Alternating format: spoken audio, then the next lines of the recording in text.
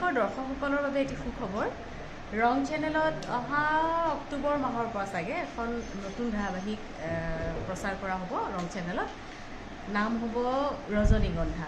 ইতিমধ্যে আপোনালোকে দেখিছে অকণমান দেখুৱাই দিয়া মানে দৃশ্যগ্ৰহণ চলি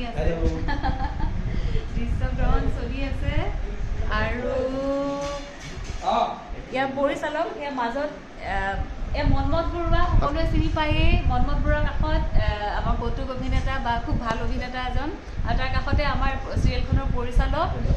কিৰণ ৰাজ দিহিঙীয়া মোৰ খুবেই মৰমৰ ভাইটি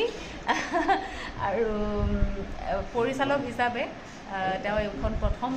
আগতে কৰিছে যদিও তেওঁ সহপৰিচালক হিচাপে কাম কৰিছে গতিকে ধাৰাবাহিকৰ পৰিচালক হিচাপে তেওঁ এইবাৰেই প্ৰথম এখন ধাৰাবাহিক হ'ব আশা কৰিছোঁ আৰু তেওঁ ইতিমধ্যে বহুত ভাল পৰিচালকৰ লগত কাম কৰাৰ অভিজ্ঞতা আছে গতিকে আমি আশা কৰিছোঁ এইখন চিৰিয়েলো খুব ভাল হ'ব সকলোৱে চাব তাতে এইখন ধাৰাবাহিকত দৃশ্যগ্ৰহণ কৰিছে মোৰ আৰু এজন মৰমৰ ভাইটি পৰাগজ্যোতি দাসে এইয়া ঘূৰাই দিলে পৰাগজ্যোতি দাসে এতিয়াও কেমেৰা কৰি আছে খুব ভাল এগৰাকী কেমেৰা পাৰ্চন এগৰাকী আৰু মৰম এগৰাকী বুলি ক'ব পাৰিতো গতিকে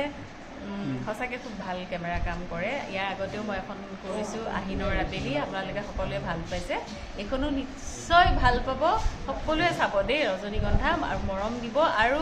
আপোনালোকৰ পৰিচিত আপোনালোকৰ মৰমৰ বহুত কেইগৰাকী অভিনেতা অভিনেত্ৰী এইখন ধাৰাবাহিকত আছে